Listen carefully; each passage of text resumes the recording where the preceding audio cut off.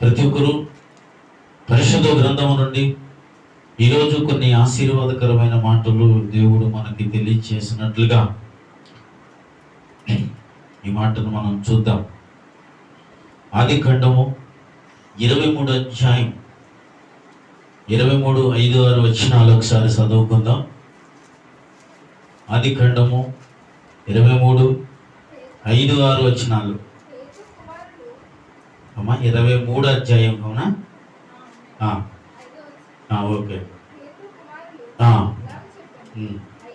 అయ్యా మా మాట వినుము, నీవు మా మధ్యను మహారాజ్యమై ఉన్నావు. చాలమ్మా.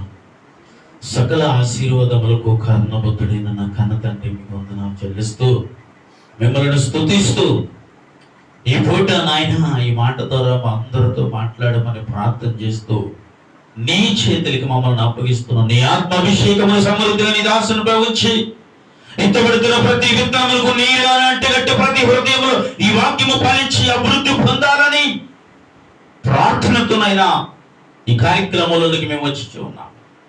అభిషేకించండి, నీ ఆత్మను సమృద్ధిగా ఉంచండి, కుటుంబమే అగ్నితో కాల్చండి. నీ దాసుని ఒక బలమైన పాత్రగా నీ సన్నిధిలో వాడుకోమని ప్రార్థన చేసి మా అందరినీ మీ చేతులకు అప్పగిస్తున్నాం మా కన్న తండ్రి. ఆమేన్. అందరూ రెండు చేతులు ఎత్తి ఒకసారి స్తోత్రం చేద్దామా? హల్లెలూయా, హల్లెలూయా.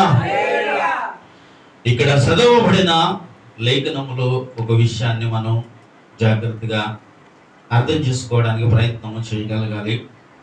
ఇక్కడ అబ్రహాము తన భార్య అయిన సారమ్మ చనిపోయిన తర్వాత ఆమెను పాతుటకు అంటే సమాధి చేయడానికి ఒక స్థలం కావాలి. ఆ స్థలము కొరకు అబ్రహాము ఆ ప్రాంతంలో ఉన్న హేతు కుమారుల దగ్గరికి వచ్చి, అయ్యా ఆయన అడిగినది ఏంటంటే నా భార్యను సమాధి చేయడానికి నాకు స్థలం కావాలి అని అడిగిన సిచ్యువేషన్లో ఆయన కుమారులు అబ్రహామును అంటున్న మాటను మనం విన్నాం. అయ్యా నువ్వు మా మధ్యన మహారాజువై ఉన్న స్తోత్రం చెప్పండి. హల్లెలూయా చెప్పండి. ఎలా ఉన్నాడు అబ్రహాము? మహారాజులా ఉన్నాడట. అంటే ఏంటి? ఒక మనిషిని మహారాజులా ఉన్నామని ఎప్పుడు అంటామండి? అన్ని రకాల ఆశీర్వాదములతో ఉన్నప్పుడే మనము, అంతేనమ్మా. లేకపోతే ఏమీ లేనప్పుడా? తేజ వచ్చేయండి, అక్కడికి వద్దు కూర్చోండి. రెండు వీడియో ప్లే అయిపోతుంది చెప్తాం. హల్లెలూయా. ఇక్కడ అబ్రహాముతో వారు అంటున్న మాటను మనం వింటున్నాం. అబ్రహాముతో అంటున్నారు, అయ్యా నీవు మా మధ్య మహారాజులా ఉన్నావయ్యా, కాబట్టి నువ్వు మాకు ఏమీ ఇవ్వనవసరం లేదు, నీ భార్యను సమాధి చేయడానికి స్థలాన్ని ఇస్తాము అన్న మాటను మనం చూస్తున్నాం. కానీ ఇక్కడ ఇందులో నాకు నచ్చిన మాటను మీకు తెలియచేయాలని ఆశపడుతున్నాను. అబ్రహాం ఎలా ఉన్నాడు అన్న మాట ఇక్కడ వింటా ఉంటే మహారాజులా ఉన్నాడంట. అంటే అబ్రహామును దేవుడు అన్ని విధాల ఆర్థికంగాను ఆత్మపరంగాను ఒక గొప్ప ఆశీర్వాదకరమైన వ్యక్తిగా ఇక్కడ అబ్రహామును మనం చూస్తూ ఉన్నాం. అబ్రహామును దేవుడు దీవించడానికి కారణం ఏంటంటే ఒకే ఒక కారణం. ఏంటి ఆ కారణం అంటే 12వ అధ్యాయం చూద్దాం. ఈ వాక్యం మనందరికీ తెలిసినదే. ఈ వాక్యము ద్వారా కొన్ని విషయాలు ఈరోజు మనం తెలుసుకోవాల్సిన అవసరత ఉంది. మొదటి వచనము నుండి చదువుకుందాం, ఒక 3 వచనాల వరకు. యెహోవా ఇలాగ చెప్పను, నీవు లేచి ఏంటమ్మా నీ దేశము నుండి, నీ బంధువుల యొద్ద నుండి, నీ తండ్రి ఇంట నుండి బయలుదేరి నేను నీకు చూపించు దేశమునకు వెళ్ళు, నిన్ను గొప్ప జనముగా చేసి ఏం చేస్తాను? ఆశీర్వదించి నీ నామమును చప్పట్లు కొట్టేసి నామం మహిమపరచుదామండి. హల్లెలూయా. ఇక్కడ అబ్రహాముతో దేవుడు మొట్టమొదటిగా మాట్లాడిన మాట ఇది. అబ్రహాముతో దేవుడు మొట్టమొదటి చేయబడిన వాగ్దానము కూడా అబ్రహాముతో దేవుడు ఏ మాటనైతే మాట్లాడగలిగాడు, ఈ మాట ఈ అబ్రహాముతో దేవుడు మాట్లాడిన మొదటి మాట ఇది. హల్లెలూయా. ఈ మొదటి మాటలో అంటే అబ్రహాము ఎవరో మనకు తెలుసు.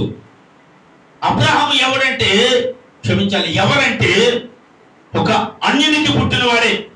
అంటే తెరాహు, తన తండ్రి పేరు తెరాహు. ఆయన విగ్రహాలు చేస్తూ ఉండేవాడు. ఆ విగ్రహాలను అబ్రహాము నెత్తి మీద పెట్టుకుని ఊరంతా తిరిగి అమ్ముతూ వస్తూ ఉండేవాడు. అయితే అబ్రహాము ఒక దినం దేవుడు అబ్రహాముతో ఈ వాక్యము ద్వారా మాట్లాడాడు అనమాట. మాట్లాడినప్పుడు అబ్రహాము తన ఇంటికి పోయి తండ్రితో అంటాడు, నాన్నగారు, దేవుడు నన్ను పిలుచుకున్నాడు, నేను వెళ్ళిపోతున్నాను అంటే ఎక్కడికి వెళ్తున్నావు అని అడిగితే అంటాడు, ఎక్కడికి వెళ్తున్నానో తెలియదు అంటాడు. చెప్పండి, మీరు చెప్పాలి. ఎక్కడికి వెళుతున్నానో తెలియదు అన్నాడు. ఎవరు పిలిచారు అంటాడు, ఏమో తెలియదు. ఎందుకంటే అబ్రహాము అమ్మబడిన దేవుని దేవుడు అనబడి వాడు చాలా విగ్రహాలు ఉన్నాయి కదా. అయితే ఇందులో ఏ దేవుడు పిలిచాడు అని తెరాహు అడిగితే ఏమో తెలియదు. కానీ పిలిచింది మాత్రం వెళ్ళ కాదు. దేవుడికి స్తోత్రం. ఏమండి, పిలిచిన వాడు ఎక్కడికి వెళ్ళాలో అబ్రహాము కూడా చెప్పలేదు. అయితే అబ్రహాము ప్రయాణం అయితే పెట్టాడు. ఎక్కడికి? దేవుడు రమ్మన్న స్థలానికి. స్థలం తెలుసా అండి? అక్కడ ఏమని చదివాం? ఇప్పుడు నీ ఇంటిని విడిచిపెట్టు, నీ దేశాన్ని విడిచిపెట్టు, నీ తల్లిదండ్రులు విడిచిపెట్టు, నీ బంధువులను విడిచిపెట్టి ఏమన్నాడు? నేను పిలిచిన దేశానికి రా అన్నాడు. ఆ దేశం ఏంటో అబ్రహాముకి ఇంకా తెలియలేదు. తెలియక మునిపే అబ్రహాము ప్రయాణం అయిపోయాడు. తండ్రితో మాట్లాడుకున్నాడు, నాయనా నేను వీరందరినీ విడిచిపెట్టి నేను వెళ్ళిపోతున్నాను అన్న మాటను మనం ఇక్కడ చూస్తూ ఉన్నాం. అయితే అక్కడ ఒక మాట చదవబడిన లేఖనములు మనం ఒక మాట విన్నాం. ఏంటి అంటే, నిన్ను గొప్ప జనముగా చేసి నేను ఆశీర్వదిస్తాను. హల్లెలూయా. ఏమన్నారు? నిన్ను గొప్ప జనముగా చేస్తాను, నిన్ను ఆశీర్వదిస్తాను. ఈ రెండు అబ్రహాం దగ్గర పొదువుగానే ఉన్నాయి.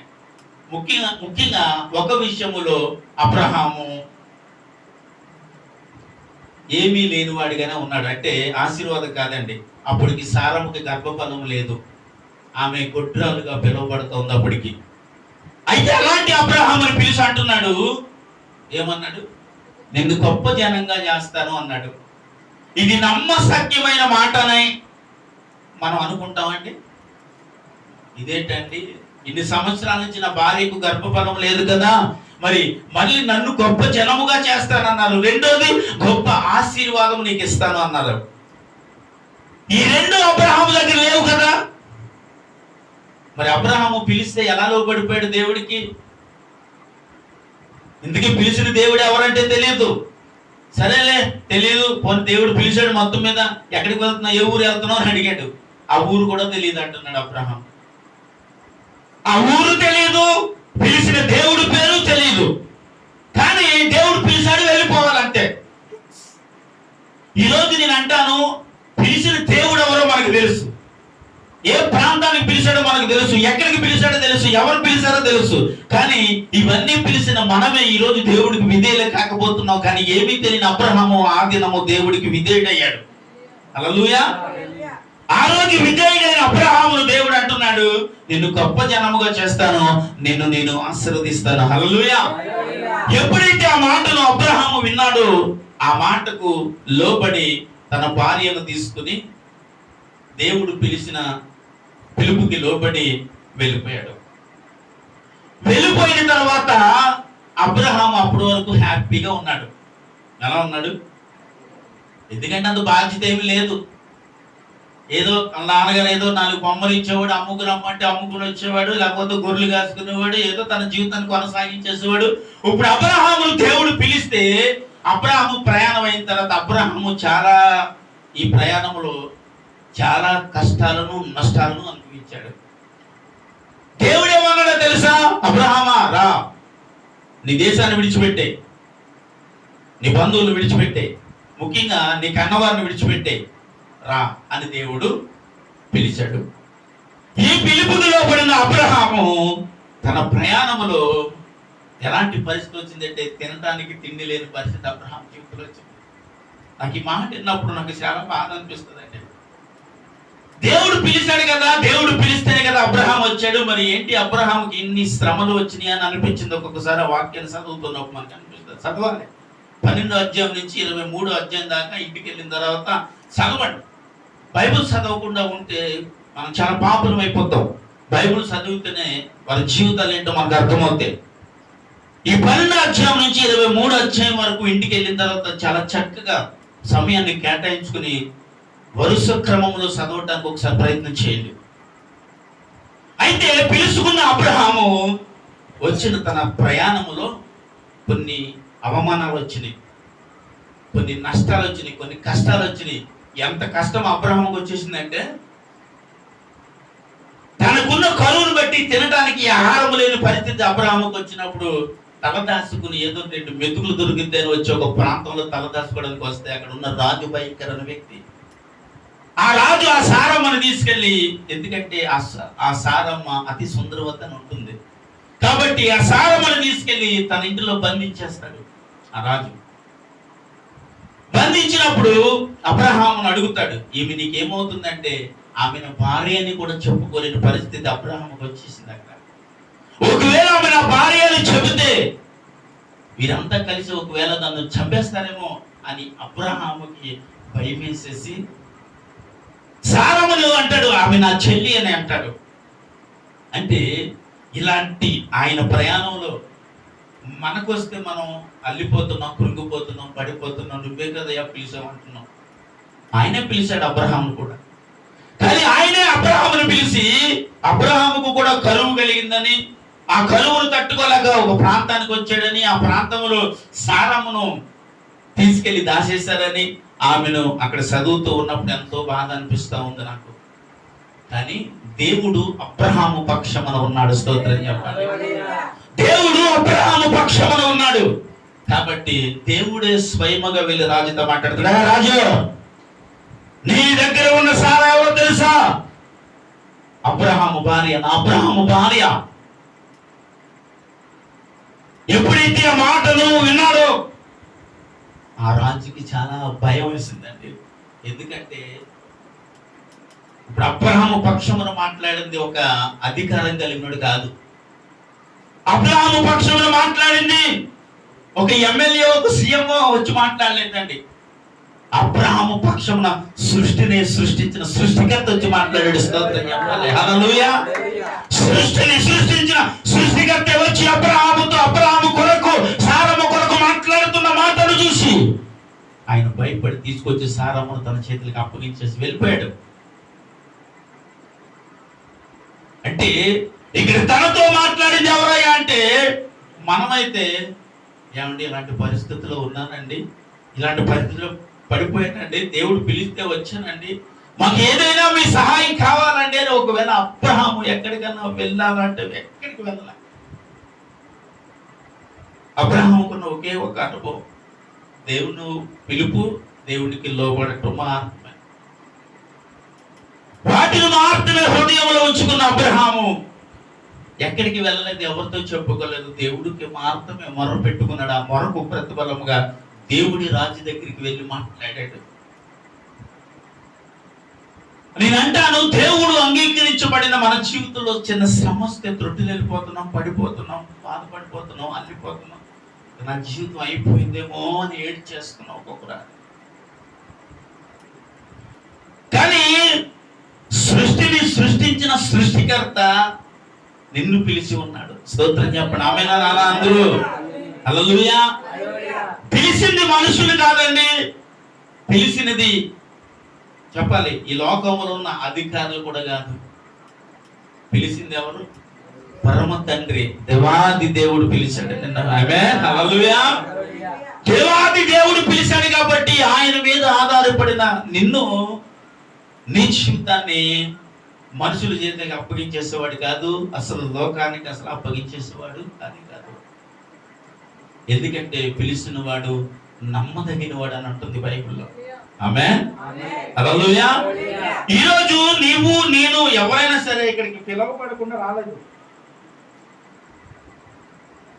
చెప్పండి, దేవుడి చేత పిలువబడకుండా మనం ఎవరు ఈరోజు ఈ స్థలంలో లేము.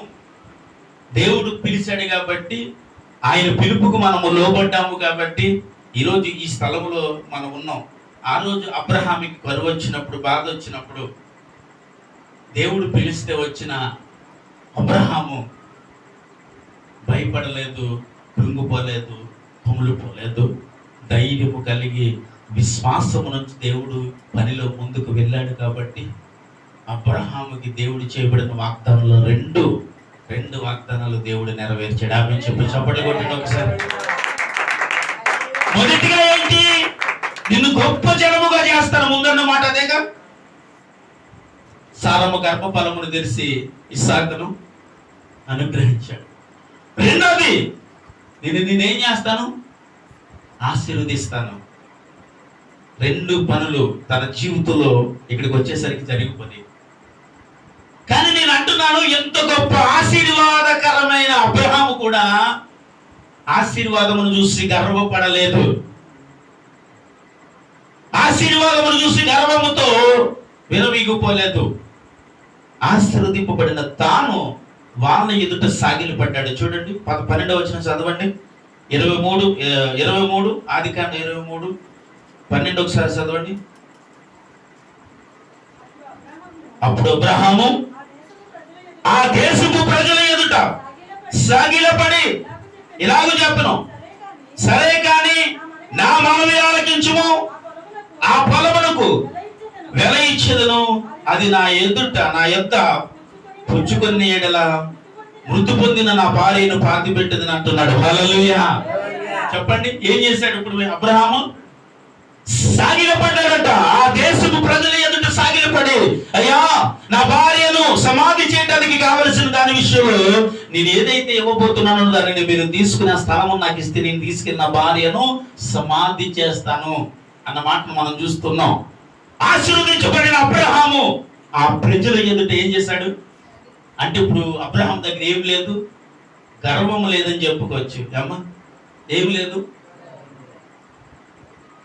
అబ్రహాము దగ్గర ఇవి లేకపోవడానికి కారణం ఏంటి? ఇదో పెద్ద మర్మం కాదండి, తగ్గింపు జీవితం చెప్పండి. దేవుడికి స్తోత్రం. హల్లెలూయా. అంటే దానికి అర్థం ఏంటంటే నువ్వు ఆలోచించొద్దు. ఏంటంటే అబ్రహాముకున్నది తగ్గింపు జీవితం, తగ్గింపు అనుభవమే. అందును బట్టి ఆ ప్రజలు ఎదుట సాగిలపడినట్లు ఇక్కడ మనం చూస్తూ ఉన్నాం. అయితే వారన్న మాట ఏంటంటే, నీవు మా మధ్య మహారాజులా ఉన్నవయ్యా. స్తోత్రం చెప్పండి. హల్లెలూయా. నేను అంటున్నాను, ఇలా మహారాజుగా ఉండటానికి కారణం ఏంటయ్యా అంటే, అబ్రహామును దేవుడు పిలిచిన పిలుపు అని అన్నట్టుకంటే ఆ పిలుపుకు లోబడిన అబ్రహాము అని రాసుకోండి. దేవుడికి స్తోత్రం. హల్లెలూయా. చెప్పండి, ఆ పిలుపుకు లోబడిన అబ్రహాము లోబడ్డాడు కాబట్టి దేవుడు అబ్రహామును ఆశీర్వదించినట్లుగా ఇక్కడ మనం చూస్తూ ఉన్నాము. తన దాసుడే అంటే తన దగ్గర పని చేసేవాడే అబ్రహాము కొరకు సాక్ష్యం ఇచ్చాడు. ఆ మాట చూడండి ఒకసారి. ఆదికాండము 24వ అధ్యాయము 35వ వచనం. 24వ అధ్యాయము 35వ వచనం.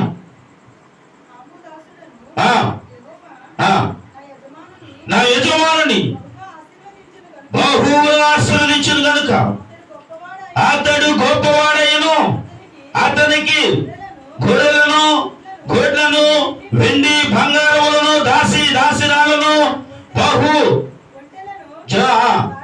గాడిదలను దయచేసెను. చప్పట్లు కొట్టేసాను మనం అయిపరచప్పుడు. తన దగ్గర పని చేసే పొడివాడు చెప్తున్న మాటది. ఇదిగో నా యజమానుడైన అబ్రహామును దేవుడు ఏం చేశాడు? వెండి పరంగాను, బంగారు పరంగాను, దాసురాలు, ఒంటెలు, ఇవన్నీ విషయములు నా యజమానుడైన అబ్రహామును నా దేవుడు దీవించాడు. హల్లెలూయా. అంటే నీ కొరకు ఇతరులు కూడా ఇలాంటి సాక్ష్యము పలుకున్నట్లుగా దేవుడి ఎదుట నువ్వు ఆశీర్వాదకరమైన వ్యక్తిగా ఒక దినం మారాలి. ఆమె చెప్పండి. మారాలి అంటే నీకేం కావాలి? పిలుపుకు లోబడే మనస్సు కావాలి. ముందు దేనికి లోబడాలి? ఏ పిలుపుకండి? దేవుని పిలుపుకి. దేవుని పిలుపుకు లోబడితే ఆయన ఇచ్చే ఆశీర్వాదమునకు నిన్ను చూసి ఇతరులు మాట్లాడుకుంటున్నారు. ఇక్కడ అబ్రహాము కొరకు మాట్లాడుకుంటున్నాడు. ఈ మాట ఎవరితో చెబుతున్నాడో తెలుసా? ఇస్సాకు వివాహం చేయడానికి తన కోడలను తీసుకురావడానికి వెళ్ళాడు. అంటే ఇస్సాకు భార్యను తీసుకురావడానికి వెళ్ళాడు. అంటే ఈ రోజుల్లో మనం ఏదైతే ఆలోచిస్తున్నామో అక్కడ వాళ్ళు కూడా అదే ఆలోచించారు. మనం ఒక ఇంటికి ఒక ఆడపిల్లని ఇవ్వాలంటే ఎన్ని రకాలుగా ఆలోచిస్తామండి. వాళ్ళకి సొంత ఇల్లు ఉందా లేదా, ఉద్యోగం ఉందా లేదా, ఏంటి పెళ్లి కొడుకు మంచోడే కాదా, వాళ్ళ అత్తమావులు మంచోళ్ళే కాదా, కుటుంబం ఎలాంటిది. ఈరోజు ఇన్ని రకాలుగా నువ్వు ఆలోచిస్తున్నావు ఒక పని చేయడానికి, అంటే ఒక పెళ్లి చేయడానికి. ఇక్కడ కూడా అదే చెప్తా ఉన్నాడు. రిబకాను తీసుకువెళ్ళటానికి వచ్చాడు. తీసుకువెళ్ళటానికి వచ్చినప్పుడు అంటున్నాడు, నా యజమానుడు అబ్రహామును దేవుడు దీవించాడు, చాలా గొప్పగా దీవించాడు. వెండి ఎందును, బంగారం ఎందును, జనం ఎందును, దాసులు ఎందును, దాసురాలు ఎందును కూడా బహుగా దీవించబడిన వాడు నా యజమానుడు అబ్రహాము. హల్లెలూయా. ఈ దీవించబడిన అబ్రహాము ఇంటికి నీ కూతురు పంపించడానికి నువ్వు సిద్ధమైతే నేను ఎప్పుడో తీసుకువెళ్ళిపోవడానికి సిద్ధంగా ఉన్నాను అంటున్నాడు. ఇప్పుడు ఇక్కడ ఇస్సాకుకు భార్య కావటానికి అబ్రహామే పంపించాడు ఈ దాసుని, ఎలియాజరు ఈయన పేరు. తీసుకురావడానికి వెళ్ళిన వాడు కొంతమంది పని వాళ్ళు. ఇప్పుడు ఎలా ఉంటుంది తెలుసండి, ఇక్కడ ఇతను పనివాడే, యజమానుడికి ఇతను ఏమవుతాడు? అక్కడ యజమానుడు అని అంటున్నాడు కదా, పెద్ద దాసుడు. అంటే అక్కడ ఉన్న పని వారందరూ చెప్పండి కొద్ది అధికారం కలిగిన వాడు, వారందరినీ నడిపించేవాడు అనమాట. అలాంటి ఒక వ్యక్తి అబ్రహాము కొరకు సాక్ష్యం ఇస్తున్నాడు. నా యజమానుడు, నా దేవుడు నా యజమానుని చాలా అద్భుతంగా ఆశీర్వదించాడని చెబుతున్నాడు. ఈరోజు నువ్వు పని చేసే స్థలంలో, నువ్వు పని చేసే నీ యజమానుడి కోసం ఎప్పుడన్నా చెప్పావా? చాలా మంది ఇలా చెప్పరండి. అడిగేటండి, నీ కష్టపడి పని చేస్తాను కట్టాడు, అలా దీవించి పట్టాడు. నేను ఇలా ఉన్నాను కాబట్టి, నీ చేతనని కాబట్టి ఆడు కష్టపడ్డాడు, ఆడు ఆశీర్వదింపబడ్డాడు. అంటే నీ యజమానుడి కోసం నువ్వు ఎలా చెబుతున్నావో తెలియదు. కానీ ఇక్కడ తన యజమానుడి కోసం తను చెప్పే మాట ఏంటో తెలుసా? నా యజమానుడిని యెహోవా ఆశీర్వదించాడు. స్తోత్రం చెప్పండి. హల్లెలూయా. అంటే నువ్వు పని చేసే స్థలంలో కూడా నీ యజమానుడి కోసం ఎప్పుడు తక్కువగా మాట్లాడకూడదు. నిజం. నీ యజమానుడి కోసం కానీ, నీ యజమానుడి కుటుంబం కొరకు కానీ ఎప్పుడు తక్కువగా మాట్లాడకూడదు. ఎందుకంటే వారు నీ మీద కొన్ని నమ్మకాలు పట్టుకుని కొన్ని పనులు నీ చేతికి అప్పగిస్తారు. కాబట్టి వాటిని నువ్వు నమ్మకస్తురాలుగా ఉండాలి. కాబట్టి నువ్వేం చేయాలి అంటే వారిని ఎప్పుడు తగ్గించి మాట్లాడకూడదు, తగ్గించి చూడకూడదు. ఇక్కడ చూడండి, తన యజమానుడి కొరకు తన ఇచ్చే సాక్ష్యము అబ్రహాము అంటే నా యజమానిని నా దేవుడు దీవించాడు. ఆమేన్. హల్లెలూయా. అంటే ఇలాంటి మనసు మనకి ఎప్పుడు ఉండాలి. ఉన్నప్పుడే నీవు ఉన్న స్థలములోనే ఆశీర్వదింపబడతావు. ఆమేన్. హల్లెలూయా. ఆ ఆశీర్వాదమును తను చూశాడు. అందుకే అంటున్నాడు, అయ్యా నా యజమానుడైన అబ్రహామును దేవుడు బహుగా దీవించాడు. కాబట్టి నీ కుమార్తెను అప్పగిస్తే తీసుకెళ్ళి ఒక యజమాని ఇంట్లో పడతాయా? చెప్పండి, ఎక్కడ పడుతుంది? ఒక యజమాని ఇంట్లో పడుతుంది, ఒక ధనవంతుని ఇంట్లో పడుతుంది. ఆ ఇల్లు ఎలాంటిదో తెలుసా? ఒంటిలో సైతమును మోకరించింది. దేవునికి స్తోత్రం చెప్పండి. ఒంటిలో సైతమును మోకరించిందంటే ఆ దేవుడితో సహవాసం చేయబడిన ఇల్లది. ఈరోజు మన ఇంటిలో కుటుంబం అంతా ఉంటాం కానీ మోకరించాం. అందరూ ఉంటాం, అందరికీ అన్ని పనులు. ఇక్కడ అబ్రహాముకు కూడా మరి యజమానుడు అంటే చిన్నోడు కాదు, దాసులు ఉన్నారు, దాసురాలు ఉన్నారు, మంచి బంగారం అన్నీ ఉన్నాయి, మనం చదువుతున్నాం, విన్నాం కూడా. అంటే ఇంత ధనవంతుడైనప్పటికీ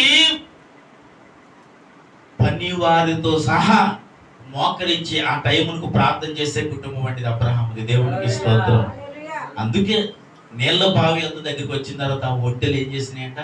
మోకరించినాయి. అంటే ఆ అబ్రహాము ఇంటిలో ఒంటెలు సైతమును మోకరించగలిగిన ఆత్మీయ జీవితం కలిగిన వారి అబ్రహాము కుటుంబం. చప్పట్లు కొట్టాలి.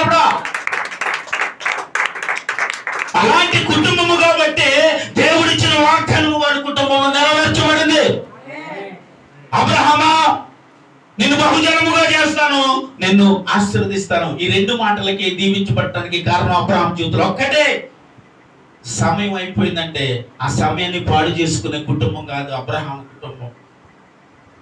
ఆ సమయం అయిపోతున్నప్పుడు ఆ సమయాన్ని చూసి కార్యాపన చేస్తూ జీవించిన కుటుంబం కాదు అబ్రహాం కుటుంబం.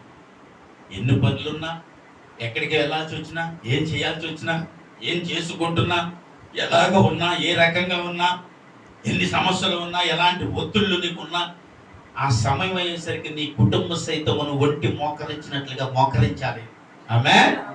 అదే దేవుడిలో నీవు జీవించే నమ్మకత్వమైన జీవితం. ఆ జీవితం అబ్రహాము కుటుంబంలో అందరికీ ఉందండి. ఇప్పుడు రిబకాను తీసుకొచ్చేటప్పుడు ఇస్సాకు ఎక్కడున్నాడని రాయబడి ఉంటుంది తెలుసా? పొలములో ఉండి, పొలములో ఉండంటే షికారు చేయడానికి వెళ్ళలేదు, పొలంలో అటు ఇటు తిరిగి రావడానికి వెళ్ళలేదు. అప్పటికే ఇస్సాకు తల్లి చనిపోయింది, దుఃఖంతో ఉన్నాడు, భారంతో ఉన్నాడు. కాబట్టి ఆ పొలంలోనికి వెళ్ళి ఏడుస్తూ ప్రార్థించే స్వభావం కలిగిన వాడు ఇస్సాకు. స్తోత్రం చెప్పాలి. హల్లెలూయా. అంటే ఇప్పుడు అబ్రహాముకి ఏ భారం అవుతుందో ఇస్సాకుకు అదే భారం ఉందండి. అబ్రహాముకు ఉన్న భారమే ఇస్సాకుకి కలిగి ఉన్నాడంటే, నేను అన్నాను, ప్రార్థనని అనుభవం కలిగినట్టు వారు దేవుని యందు నమ్మకమైన కుటుంబంగా అబ్రహాము కుటుంబం అంతటిని ఇక్కడ మనం చూస్తూ ఉన్నాం. అలాంటి ఒక గొప్ప కుటుంబంగా ఉన్నారు కాబట్టి ఆ కుటుంబమును దేవుడు ఆశీర్వదించాడు. అబ్రహాము ఒకడు భక్తి చేస్తే సరిపోదండి. సరిపోతుందంటారా? నేను ఒక్కదాన్ని ప్రార్థన చేస్తున్నాను, నేను ఒక్కడినే ప్రార్థన చేస్తున్నాను అని అంటాం ఒక్కొక్కసారి. సరిపోతుందా నీకు? నీ కుటుంబం అందరూ ఉన్నా ఒంటరిగా ప్రార్థన చేస్తూ ఉంటావు ఒక్కొక్కసారి. ఎందుకని? నీతో ఎవరు సహకరించరు, నీతో ఎవరు ఏకీపించరు. నీతో ప్రార్థనలో నేను కూడా ఉండాలి, అయ్యో నా తల్లి చేస్తుంది, తండ్రి చేస్తుంది, లేకపోతే భార్య చేస్తుంది, నా భర్త చేస్తున్నారు అనే స్వభావం, మనసు, హృదయ ఆలోచనలు ఎవరికో ఉండవు. కాబట్టి ఎంతమంది ఆ ఇంటిలో ఉన్నా ప్రార్థించే వాళ్ళు ఒక్కలో ఉంటారు. ఆ ఒక్కరి ప్రార్థన చాలా కుటుంబం అంతా మారటానికి. ఆమేన్. హల్లెలూయా. ఆ ఒక్కరి ప్రార్థన ఆ కుటుంబంలో ఉంది కాబట్టి ఈ రోజు ఎన్నో కుటుంబాలు రక్షింపబడిని. అలాగని ఆ కార్యాలు ఆలస్యం అవటానికి కారణం ఏంటంటే కుటుంబం అంతా అబ్రహాం ఇంటిని మోకరించినట్లుగా మోకరించకపోవటమే. స్తోత్రం చెప్పాలి. హల్లెలూయా. నీకు ఎంత పని ఉన్నా, ఎంత సమయం ఉన్నా, ఎక్కడికి వెళ్ళినా, ఏం చేసినా, ఎంత ఆవేశపడిపోయి, ఎంత ఆలోచనతో ఉన్నా, ఎంత నీ జీవితంలో ఏదో ప్రళయం వచ్చి పడిపోతుందని నువ్వు భయపడిపోయి ఏం చేస్తావు తెలుసండి? అసలైన ఆత్మీయ జీవితానికి దూరం అయిపోతూ ఉంటాం. అంటే దేవుని ఎదుట నీ మోకాళ్ళు వంచడానికి ఒక్కో. ఇక్కడ ఒంటెలు సైతము మోకాళ్ళు ఉంది అంటే అబ్రహాం ఆత్మీయ జీవితం ఎలాగుంది? మన అబ్రహాం ఆశీర్వదింపబడిపోయాడు అని మనం అనుకుంటున్నాం కదా. ఆశీర్వదింపబడటానికి కారణం అబ్రహాం ఒక్కడే కాదు కదా, తన ఇంటన ఉన్న వారందరూ మోకరించి అనుభవం కలిగిన వారు. స్తోత్రం చెప్పాలి. హల్లెలూయా. ఈరోజు అలాంటి కుటుంబంగా ఉన్నావా? చెప్పాలి. అలాంటి కుటుంబంగా ఈరోజు నీ ఇల్లంతా, నీ ఇంటిలో ఉన్న వారంతా మోకరించి అలాంటి అనుభవం కలిగిన వారిగా ఉంటే అబ్రహామును దీవించిన దేవుడు నిన్ను దీవిస్తాడు. ఆమేన్. అబ్రహామును ఆశీర్వదించిన దేవుడు నిన్ను ఆశీర్వదిస్తాడు. ఆమేన్ చెప్పండి. హల్లెలూయా. అబ్రహామును ఆశీర్వదించినట్లుగా నిన్ను, నీ కుటుంబమును దేవుడు ఆశీర్వదిస్తాడండి. ఆమేన్ చెప్పట్లేదు మీరు? ఇలాంటి ఆశీర్వాదం నీ కుటుంబంలో రావాలంటే నువ్వు ఒక్కదాన్ని ఏడిస్తే రాదు, ఒక్కడ ఏడిస్తే రాదు. కుటుంబం అంతా కలిసి ఏడవాలి, కుటుంబం అంతా కలిసి మోకరించాలి, కన్నీళ్ళు విడవాలి, ప్రార్థించాలి. అలాంటి అనుభవం నీ కుటుంబంలో ఉండాలి. ఉంటేనే అబ్రహాంకు వచ్చిన ఆశీర్వాదాలు నీ దగ్గర కూడా వస్తాయి. ఈ ఆశీర్వాదం కావాలయ్యా అని ఏడ్చేస్తే నువ్వు ఒక్కడు రాదు. కుటుంబం అంతా ఏడ్చేవారై ఉండాలి. అలా ఏడ్చేవారై ఉన్నారు కాబట్టి అబ్రహాము జీవితం అద్భుతమైన ఆశీర్వాదములు అబ్రహాము చూస్తాడు. ఆమేన్. హల్లెలూయా. ఇలాంటి ఆశీర్వాదములు చూడటానికి కారణము నేను అన్నాను, ఆ ఇంటిలో ఉన్న ఒంటెలు కూడా మోకరించడమే. స్తోత్రం చెప్పాలండి. హల్లెలూయా. ఆ ఇంటిలో ఉన్న ఒంటెలే మోకరిస్తున్నాయంటే మరి మన బిడ్డలో మోకరిస్తున్నారా? కాబట్టి జీవితం అంతా ఆయాసకరమే, బ్రతుకంతా ఆయాసకరమే. మన జీవితం అంతా ఆయాస పడిపోతూనే ఉంటాం. ఏదో చెయ్యాలి, ఏదో సంపాదించాలి, ఏదో కష్టపడాలి, ఏదో సమకూర్చేసుకోవాలి. ఏమీ కాదు నీ వల్ల. నువ్వు ఆయాస పడిపోనంత మాత్రానికి నువ్వు సంపాదించలేవు. నువ్వు ఆవేశపడిపోతే నువ్వు సంపాదించలేవు. నీ కుటుంబం అంతా అబ్రహాము ఇంటను మోకరించినట్లుగా మోకరించాలి. ఆమేన్ చెప్పండి. అలా మోకరిస్తే నీ కుటుంబాన్ని దేవుడు హెచ్చిస్తాడు, ఆశీర్వదిస్తాడు. ఎవరండి? ఎవరు ఆశీర్వదిస్తారు? ఎవరు హెచ్చిస్తారు? ఎవరు ఆశీర్వదించాలి? ఎవరు హెచ్చించాలి? మనం మనుషులు హెచ్చించేటప్పుడు ఏం చేస్తామండి? ఎలాగే మీరు చాలా అందంగా ఉంటారండి, మీ వయసు అంతా చెప్పండి సార్. స్మార్ట్గా ఉంటారు. చిన్న మీ అబ్బాయి పెద్దగా ఉన్నాడు మీ మీద. ఇప్పుడు ఎల్లయ్య గారికి ఎలా ఉంటుందంటే,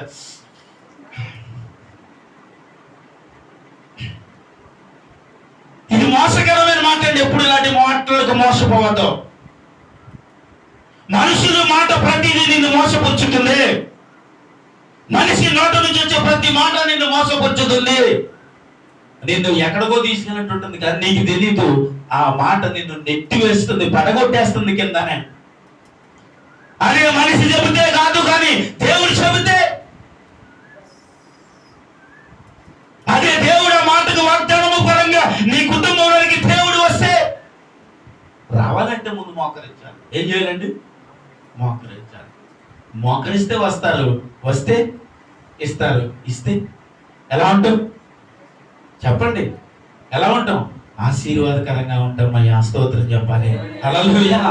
ఏమండి? వస్తే ఇస్తారు, ఏంటయ్యా? ఆశీర్వాదమే. కానీ మనమే ఆయన మాట మనం శ్రద్ధగా వినమండి. చెప్పాలి. ఇక్కడ అబ్రహాము ఒకవేళ వినకుండా, అబ్బాయి లేదండి నా ఇంటిని వదలటం కష్టమండి, బంధువులు వదలటం కష్టమండి, స్నేహితులు విడిచిపెడతాం అంతకన్నా కష్టమండి. చెప్పాలి. ఎవరిని విడిచిపెడతాం? స్నేహితులను విడిచిపెడతాం కష్టమండి, బంధువులను విడిచిపెడతాం కష్టమండి. అదేంటండి తల్లిదండ్రులు వదిలేసి వచ్చామంటున్నారు, తల్లిదండ్రులు వదలటం మహా కష్టమండి.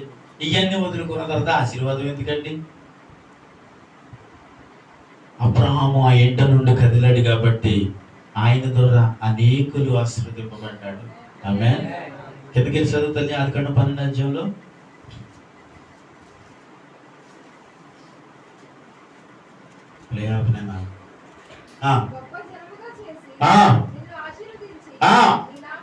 నీ నామమును గొప్ప చేయుదును, నీవు ఆశీర్వాదకరంగా ఉంటావు, నిన్ను ఆశీర్వదించువాడు ఆశీర్వదించుతాను, నిన్ను ద్వేషించువాడిని. అమ్మ బాబాయ్, దేవుడికి స్తోత్రం చెప్పాలంటే ఇప్పుడు హల్లెలూయా. అంటే అబ్రహామును ఆశీర్వదించిన వాడు దేవుడు ఏమంటున్నాడు? నిన్ను ద్వేషించిన వాడు ఏం చేస్తానంటున్నాడు? ఎందుకంటే దేవుడి చేత ఆశీర్వదించబడిన ఒక వ్యక్తిని, దేవుడి చేత పిలువబడిన ఒక వ్యక్తిని నువ్వు అవమానపరిచిది అంటున్నాడు, అది నీకు శాపంగా మారుస్తాను అన్నాడు దేవుడు. హల్లెలూయా. ఎవరికి శాపమయ్యా? దేవుడి చేత ఆశీర్వదింపబడిన ఒక వ్యక్తిని నువ్వు అనటం వలన నీకేమొచ్చిందంటే శాపం అంటున్నాడు దేవుడు. అది నిన్ను ఎవరైతే ఆశీర్వదిస్తారో వారినే నేను ఆశీర్వదిస్తాను. స్తోత్రం చెప్పండి. హల్లెలూయా. అంటే చెప్పాలండి, దేవుడు చేత ఎన్నుకోబడి, అంటే దేవుడు పనిలో నువ్వు నమ్మకంగా ఉన్న నిన్ను ఎవరు ఏమనుకున్నా వారికి అది శాపమే కానీ అది వారికి ఆశీర్వాదమే కాదంటది. అంటే దేవుడు నమ్మకంగా ఉన్నది నీకు ఆశీర్వాదమే. దేవుడు యథార్థంగా వెళ్ళిపోతే నీకు ఆశీర్వాదకరమే. నిన్ను చూసి అనేకులు అనుకుంటారు, అనుకోనివ్వండి. ఇక్కడ దేవుడు అంటున్నాడు అలాంటి వారికి ఏమొచ్చింది? శాపం. అది నిన్ను చూసి నవ్వుకున్న వారికి, నిన్ను చూసి ఎగతాళి చేయబడిన వారికి అది శాపం అని దేవుడు అంటున్నాడు. ఆ శాపం నీకు నాకెందుకు? దేవుడు నీకు ఇచ్చిన వాగ్దానం నెరవేర్చబడే వరకు చెప్పండి. అబ్రహాము ఇంటిన ఒంటలు మోకరించినట్లుగా కుటుంబం అందరూ మోకరించడమే. స్తోత్రం చెప్పాలి. హల్లెలూయా. ఈ మాట మనం వినమండి. వినకే దేవుడు అంటున్నాడు ద్వితీయోపదేశకాండం 28వ అధ్యాయం. తీయలే. నీవు నీ దేవుడైన యెహోవా మాట శ్రద్ధగా విని నేడు నేను నీకు ఆజ్ఞాపించుచున్నా ఆయన ఆజ్ఞలన్నిటినీ అనుసరించి నడుచుకుని ఎడల నీ దేవుడైన యెహోవా భూమి మీదున్న సమస్త జనముల కంటే చప్పుడు కొట్టడం అందరూ. ఎవరు మాట వినటం వల్లండి? ఎవరు మాట వింటే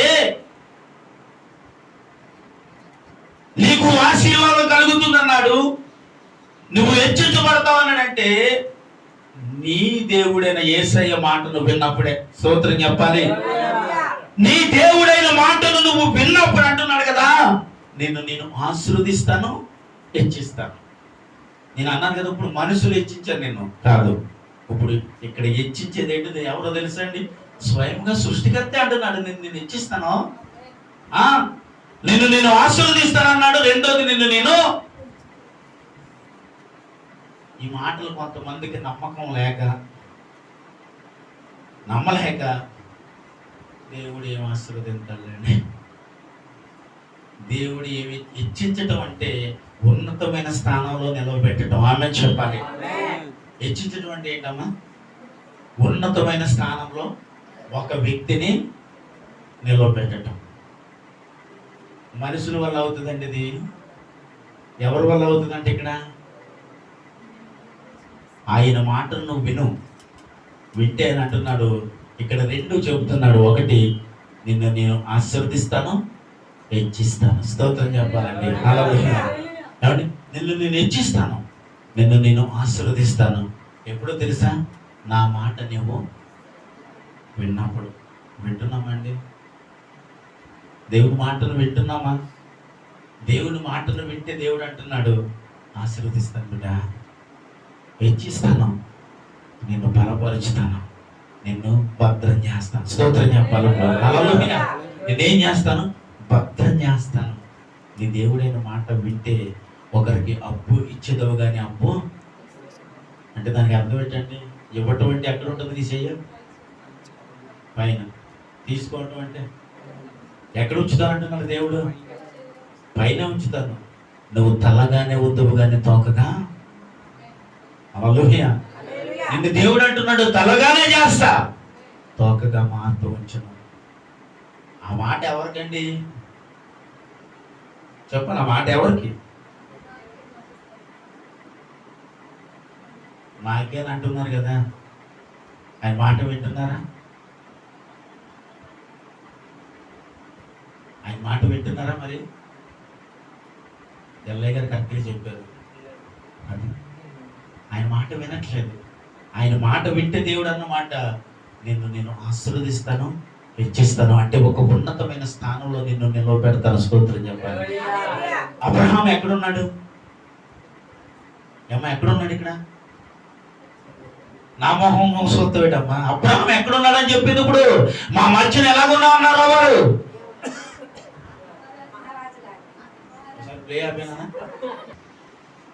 అబ్రహామునికి ఏమన్నారంటే, మా మధ్య నీవు మహారాజులా ఉన్నావు అన్నారు. స్తోత్రం చెప్పండి. హల్లెలూయా. అబ్రహాములు అంటున్న మాట, అయ్యా మా మధ్య నువ్వు మహారాజువే, మహారాజులా నువ్వు ఉన్నావు అంటే ఆశీర్వాదములకు చెప్పండి, ఆశీర్వాదములన్నీ అబ్రహాము దగ్గర ఉన్నవండి. స్తోత్రం. ఈరోజు ఆశీర్వాదం లేదని బాధపడొద్దు, నేను ఆశీర్వదింపబడలేదు అని బాధపడొద్దు, అయ్యో ఎందుకు ఇలా ఉంది అని బాధపడొద్దు, అయ్యో ఎందుకు ఇలాగ అయిపోతున్నాను అని బాధపడొద్దు, ఎందుకు నా కుటుంబం ఇలాగ అయిపోతుందని బాధపడొద్దు. కానీ నేను అంటాను, అబ్రహాం ఇంటిన ఒంటిల్లికి సైతము ఉన్న ఆ అనుభవం నీకు ఉంటే చాలంటారు. స్తోత్రం చెప్పండి. హల్లెలూయా. ఈ అనుభవం మాత్రం నీ కుటుంబంలో ఉంటే ఇక్కడ ఉన్నవన్నీ పొందుకుంటాం. మా స్తోత్రం చెప్పు. ఇక్కడ ఉన్నవన్నీ అంటే కీడు మాత్రం కాదండి, కీడు దోషాలు కాదు, ఆశీర్వాదకరమైన ప్రతి మాట పొందుకుంటాం. స్తోత్రం చెప్పాలి. హల్లెలూయా. అయితే ఈ మాటలు ఎప్పుడు పొందుకుంటామంటే ఆయన మాట నువ్వు శ్రద్ధగా విన్నప్పుడు. ఎప్పుడండి వింటారా? మరి ఆయన మాట శ్రద్ధగా వింటారు. వింటే ఏం చేయాలి? ఇప్పుడు మనం రేపు ఆదివారం బైబిల్ కొనుక్కోవాలి. సంపాదించేంత సుఖమండి సార్ చెప్పండి. బైబిల్ ఎంత చేతిలో?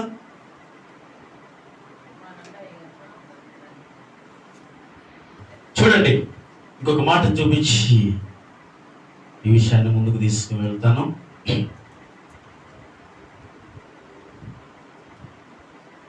ఒకసారి కీర్తన గ్రంథము, కీర్తనలు మొదటి కీర్తన 1-2 వచనాలు ఒకసారి చదవండి. ఏంటమ్మా? దుష్టుల ఆలోచన చొప్పున. కరెక్ట్ అమ్మా. దుష్టుల ఆలోచన చొప్పున నడువక, పాపుల మార్గమును నిలవక, అపవాసులు కూర్చున్న చోట కూర్చుండక, యెహోవా ధర్మశాస్త్రమందు ఆనందించు దివారాత్రులు దానిని ధ్యానించువాడు. దేన్ని ధ్యానించాలి? దేన్ని ధ్యానించాలి? అదే లేదు మీ దగ్గర. దేన్ని ధ్యానించాలి? అదే లేదు మీ దగ్గర. ధ్యానించేవాడు చెప్పాలి ధన్యుడు. కానీ మనం మొదటి చదివాం కదా, దుష్టులు ఆలోచన చొప్పున నడవక, పాపుల మార్గమును కూర్చుండక. ఈ రెండు ఒక క్రైస్తవుల జీవితంలో ఉండకూడదు. ఏం చేయకూడదండి? అలా ఉంటే అబ్రహాము కుటుంబం ఇలాగ ఆశీర్వాదకరంగా ఉండేదే. అంటే నేను అంటాను, దుష్టులతో సహవాసం ఉండకూడదు. అపవాసకులు అంటే చూసి ఎగతాళి చేస్తుంటారు. ఏం చేస్తారండి? ఒకరిని చూసి ఒకరు నవ్వుకుని ఎగతాళి చేస్తే, ఇది ఎలా ఉన్నాడు, అది ఎలా ఉంది, ఇది అది చేస్తున్నాడు, ఇది చేస్తున్నాడు అంటే ఇలాంటి వాళ్ళ మధ్యన కూడా నువ్వు కూర్చోబడ్డాక, ఇలాంటి వాళ్ళకి ఒక వ్యక్తి, నేను అంటాను ఒక క్రైస్తవురాలు దూరంగా ఉంటేనే ఇక్కడ ఆయన మాటకు నువ్వు విలువ ఇచ్చిన వ్యక్తి. స్తోత్రం చెప్పండి. ఎవరి మాటకు విలువ? దేవుని మాటకు విలువ వేయబడిన వ్యక్తిగా నువ్వు ఉండాలంటే వీరికి దూరంగా ఉండాలి. దేవుని మాటను జాగ్రత్తగా వినాలి. వింటే అన్నాడు ఆయన, నిన్ను నేనేం చేస్తాను? బహుజనముగా చేస్తాను, నిన్ను నేను ఆశీర్వదిస్తాను. స్తోత్రం చెప్పండి. హల్లెలూయా. ఆయన ఇప్పుడు దీవిస్తాను అన్నాడు కదా. ఎప్పుడు దీవిస్తాను అన్నాడు? నాకు కదండి, ఎప్పుడు దీవిస్తానమ్మా? అది లెక్క. దేవుడికి స్తోత్రం. శ్రద్ధగా ఆయన మాటను విన్నప్పుడు దేవుడు అన్నాడు దీవిస్తాను. దుష్టుడితో సహవాసం చేస్తూ, అపవాసాలు కూర్చున్న చోట కూర్చుంటూ నువ్వు తిరిగేవనుకో, అది దుష్టుడు సహవాసమా, దేవుడు సహవాసమా? దుష్టుడితో సహవాసం చేసేవాడు దేవుడు ఎలా దీవిస్తాడు? దీవించడాడు. దేవుడు ఎలాంటి వారిని దీవిస్తాడంటే, అబ్రహాం ఏంటని ఏమన్నా, నేను ఒంటెలు సైతము మోకరించే అనుభవం కలిగిన వారిని దేవుడు అంటున్నాడు దీవిస్తాను, నా మాట విని వారిని దీవిస్తాను. స్తోత్రం చెప్పండి. హల్లెలూయా. ఈ ఆశీర్వాదం మనకి ఎప్పుడు వస్తుందంట చెప్పాలండి. అబ్రహాంకి ఎప్పుడు వచ్చింది? ఆ మాటను విని ఎప్పుడైతే తన కుటుంబాన్ని విడిచిపెట్టి, బంధువులను విడిచిపెట్టి, స్నేహితులను విడిచిపెట్టి, నాన్న వారందరిని విడిచిపెట్టి ఒకే ఒక మాట, ఒకే ఒక వ్యక్తిని ప్రేమించి వచ్చాడు అబ్రహాము. స్తోత్రం చెప్పండి. ఎవరు ప్రేమించి వచ్చాడు? దేవుడిని ప్రేమించి, దేవుడి మాటకు విలువిచ్చి అన్ని విడిచిపెట్టి దేవుడి పని కొరకు వచ్చాడు. ఈరోజు దేవుడి కొరకు ఏం విడిచిపెట్టగలుగుతున్నాం మనం? చెప్పండి. అంటే ఏం విడిచిపెట్టగలుగుతున్నాం? మరి అబ్రహాము వీరిని విడిచిపెడుతూ వస్తేనే కదండి అబ్రహామును దేవుడు దీవించాడు. మరి మనం ఈరోజు దీవించబడాలంటే మనం ఏం విడిచిపెట్టాలి? దేనిని విడిచిపెట్టాలి? దేనిని విడిచిపెడితే దేవుడు దీవిస్తాడు? ఇక్కడ ఎన్ని విడిచిపెడితే అబ్రహాము జీవితంలో ఆశీర్వాదాలు వచ్చినాయి అనుకుంటున్నారండి? మనము దేనిని విడిచిపెట్టలేం. మనం అనుకుంటాం మనకు అన్నీ కావాలి, ఏమీ లేకుండా ఉండడం. చూడండి, ఎఫెసీ రాసిన పత్రిక ఒకసారి తీయనందు. ఎఫెసీ పత్రిక 1వ అధ్యాయము 3వ వచనం ఒకసారి చదవాలి. మన ప్రభు అయిన యేసుక్రీస్తు యొక్క తండ్రి దేవుడు స్తుతింపబడును గాక. ఆయన క్రీస్తు నందు పరలోక విషయములో ఆత్మ సంబంధమైన ప్రతి ఆశీర్వాదమును మనకి అనుగ్రహించు. ఒకసారి చప్పట్లు కొడదామంటే చేతులు బలంగా. ఇదేమి ఆశీర్వాదం అంటే ఇది చెప్పాలి. ఇప్పుడు ఆత్మ సంబంధమైన ప్రతి ఆశీర్వాదాన్ని దేవుడు అంటున్నాడు నీకు ఇస్తాను అంటే, ఆత్మ సంబంధమైన ఆశీర్వాదములు అన్ని నీ దగ్గర ఉన్నాయంటే భౌతికమైన ఆశీర్వాదాలు ఎంత అండి? దేవుడికి స్తోత్రం చెప్పాలి. హల్లెలూయా. ఆత్మ సంబంధమైన ఆశీర్వాదాలు పొందుకున్నావంటే నిన్ను మించిన ధన్యులు లేరు. ఇవి ఆత్మ సంబంధమైన ఆశీర్వాదం అంట. యేసు క్రీస్తునందు మీకు ప్రతి అవసరమును తీర్చువాడు కాబట్టి అంటున్నాడు, నీకు ఆత్మ సంబంధమైన ప్రతి అవసరతను ఆయన తీరుస్తాడు. దేవునికి స్తోత్రం చెప్పాలి. అది ఒక క్రైస్తవుడు పోరాడి ప్రయాసపడవలసింది ఏదైనా ఉన్నది అంటే చెప్పండి ఏంటివి? ఆత్మ సంబంధమైన ఆశీర్వాదములు. అబ్రహాము దీనికే పోరాడాడండి. దేవునికి స్తోత్రం.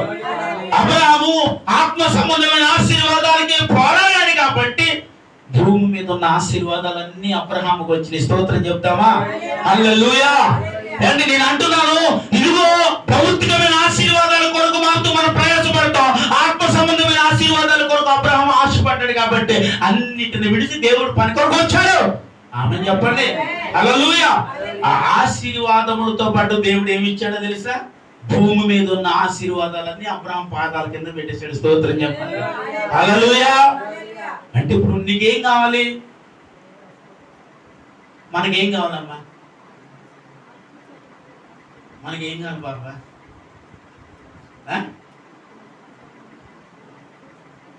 ఆత్మ సంబంధమైన ఆశీర్వాదములు కావాలి. స్తోత్రం చెప్పండి. హల్లెలూయా. ఆత్మ సంబంధమైన ఆశీర్వాదములు ఏముంది? అబ్రహాముకు మొదటి శ్రమ ఉంది, మొదటి బాధలున్నాయి, ఇబ్బందులున్నాయి, కరువు ఉంది, కష్టం ఉంది, ఆవేదన, దుఃఖము ఎన్నో అబ్రహాము జీవితంలో ఉన్నాయి. ఆత్మ సంబంధమైన విషయాలు పొందుకునే వరకు,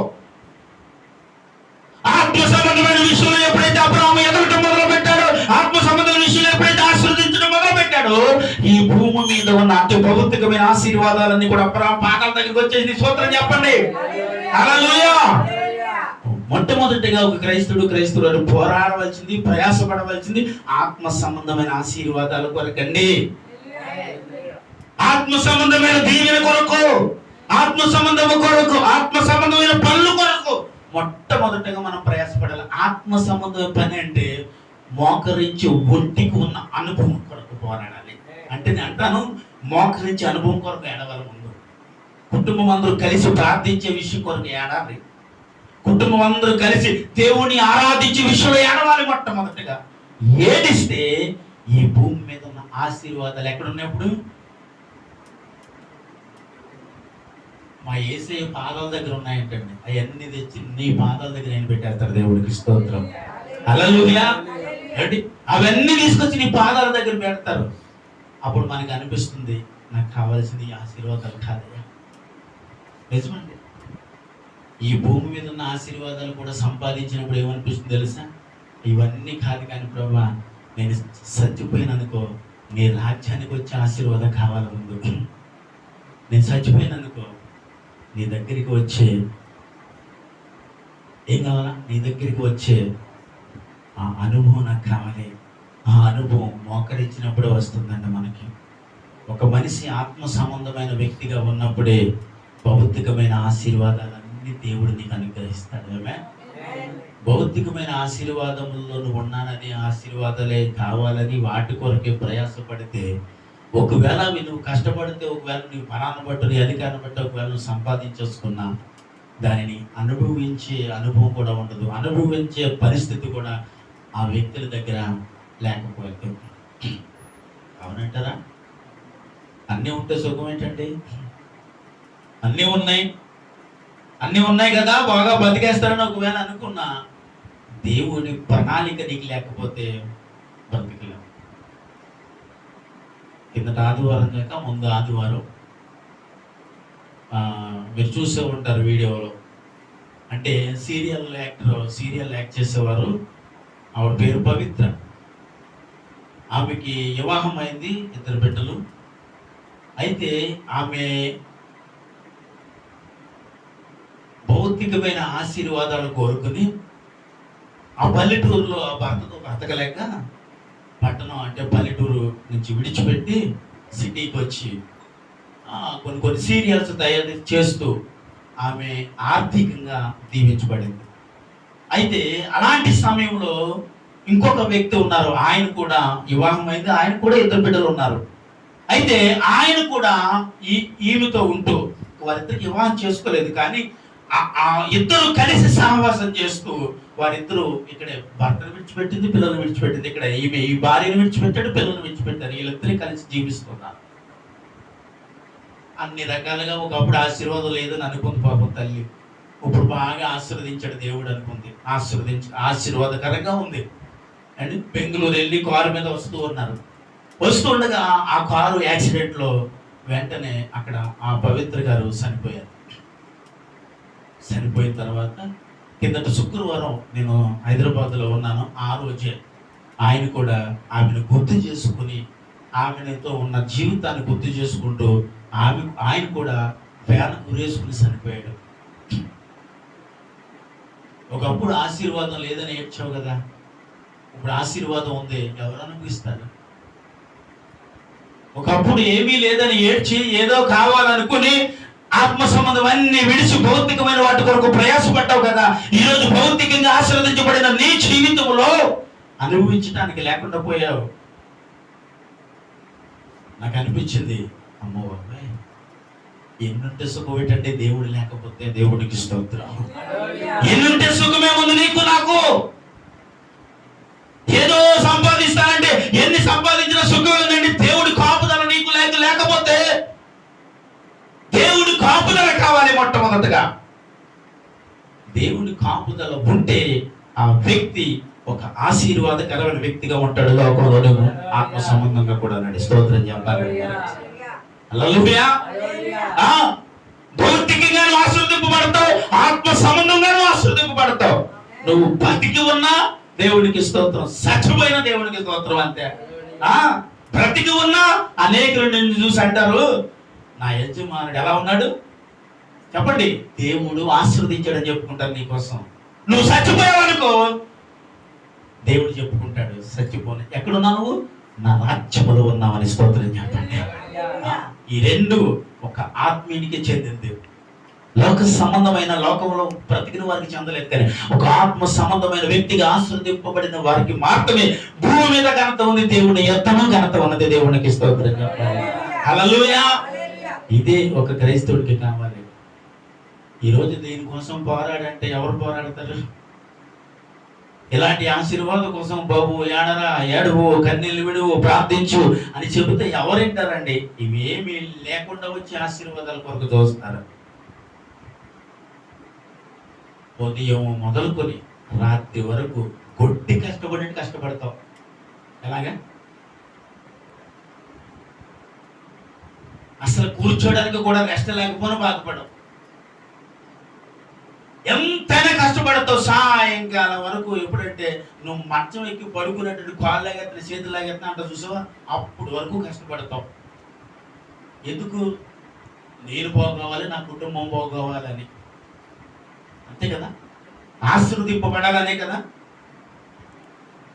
ఉదయం నుంచి సాయంకాలం వరకు కష్టపడు. దేవుడు ఏం కష్టపడతాడు, ఖాళీగా కూర్చోమని చెప్పలేదు, కష్టపడి పని చేయమని చెప్పాడు. కానీ ఆయనకు కొంత సమయాన్ని నువ్వు కేటాయించి దేవుని ఎదుట మనము మోకరించి ప్రార్థిస్తే దీనికి తోడుగా దేవుడు నిన్ను కష్టాన్ని ఆశీర్వదిస్తాడు. స్తోత్రం చెప్పాలి. నువ్వు కష్టపడ్డ చూసో ఉదయం మొదలుకొని రాత్రి వరకు ఆ కష్టమును ఆ రాత్రి ప్రభు ఆశీర్వదిస్తాడు. ఆమేన్. ఎప్పుడు ఆశీర్వదిస్తాడండి?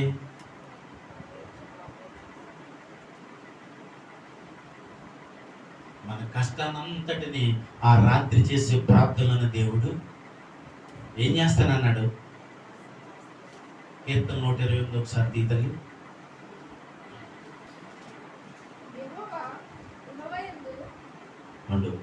అంతే, మొదటి వచ్చిన యెహోవా యందు భయభక్తులు కలిగి ఆయన త్రోవ యందు నడిచే వారందరూ ధన్యులు, నిశ్చయముగా నీ చేతి కష్టార్జితమును చప్పట్లు కొడదాం ఒకసారి అందరూ కూడా. ఎవరి చేతులు కష్టార్జితం అంటే నేను అన్నాను, ఉదయం మొదలుకొని రాత్రి వరకు కష్టపడ్డా చూసావా, ఆ కష్టార్జితమును దేవుడు అంటున్నాడు, నిత్యముగా నేను దానిని ఆశీర్వదిస్తాను. ఆమేన్. ఆ ఆశీర్వాదము లేకే నువ్వు కష్టపడ్డ కష్టార్జితం నీ చేతిలో ఉండట్లేదు. అది దేవుడు దానిని ఆశీర్వదించకే, అది నీ జేబులో ఉండట్లేదు, నీ ఇంటిలో ఉండట్లేదు, నీ బీరువలో కూడా ఉండట్లేదు. అంటే నీ చేతిలో ఆ కష్టార్జితాన్ని నువ్వు అనుభవించాలంటే దానికి దేవుడు తోడే ఉండాలి. స్తోత్రం చెప్పండి. ఎవరు తోడుగా ఉండాలి? దేవుడు తోడై ఉంటే నీ చేతుల కష్టార్జితాన్ని అన్నాడు, నిశ్చయముగా నేను ఆశీర్వదిస్తాను. మనకు అనిపిస్తూ ఉంటుంది, ఎంత కష్టపడినా కష్టానికి ప్రతిఫలం రావట్లేదు. దానికి కారణం ఏంటో తెలుసా? దేవుని ఆశీర్వాదం దాని మీద ఉండట్లేదండి. అందుకే మనము ఆశీర్వాదకరంగా ఉండలేకపోతున్నాం. నీ కష్టార్జితాన్ని ఆశీర్వదించేవారు దేవుడే. స్తోత్రం చెప్పండి. హల్లెలూయా. నీ చేతుల కష్టార్జితమును ఆశీర్వదించేవారు ఆయన. ఆయన చేతులకి నీ కష్టార్జితమును అప్పగించాలంటే ఉదయం మొదలుకొని రాత్రి వరకు కష్టపడే విషయంలో అలసిపోలేదు, కానీ ప్రార్థించే విషయం అలసిపోతాను. అలసిపోయాను, ఇవాళ ఉదయం అంతా కష్టపడిపోయాను అంటాం. ఓకే, కష్టపడ్డావు, దానికి ప్రతిఫలం నీకు రావాలంటే ఏం చేయాలి? ఇప్పుడు కొద్ది సమయం దేవుడి సన్నిధిలో మోకరించి ఏడుస్తూ, అయ్యా ఈ రోజంతా కష్టపడ్డాను, ఈ కష్టానికి ప్రతిఫలం ఇచ్చేవాడు నీవయ్యా, ఈ కష్టాన్ని దీవించేవాడు నీవయ్యా, ఈ కష్టాన్ని హెచ్చించేవాడు నీవయ్యా, నా కుటుంబమును దీవించేవాడు నీవయ్యా, నా కుటుంబమును ఆశీర్వదించేవాడు నీవయ్యా, నా కుటుంబమును ప్రేమించేవాడు మీరయ్యా, నా కుటుంబమును హెచ్చించేవాడు నీవయ్యా అని ఆ రాత్రి కూర్చుని ఏడిస్తేనే దానికి ప్రతిఫలం నీకు దక్కుతుంది బిడ్డ. ఆమేన్. హల్లెలూయా. దానికి ప్రతిఫలం మనకు దక్కడానికి, కష్టానికి ప్రతిఫలం రావడానికి కారణం ఆ ఒంటికి ఉన్న మోకాల అనుభవం ఈ రోజు నీకు ఉండును గాక. ఆమేన్. అలాంటి అనుభవంలోనికి ప్రతి ఒక్కరూ వెళ్ళాలి.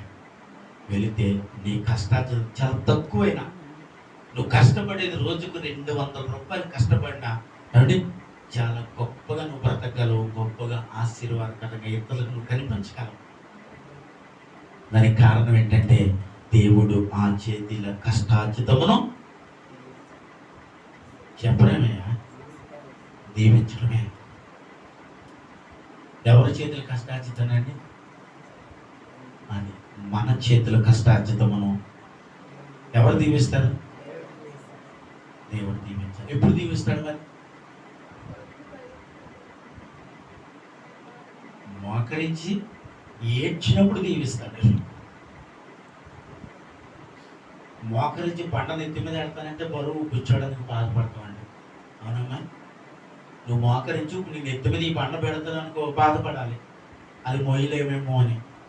ఏమీ లేదే, మోకరించి 2 చేతులు పైకెత్తి ఈరోజు నా కష్టార్జితాన్ని దీవించవయ్యా అని ఏడిస్తే సరిపోతుందంట. అది లేక నీ చేతిలో ఆశీర్వాదము లేదు.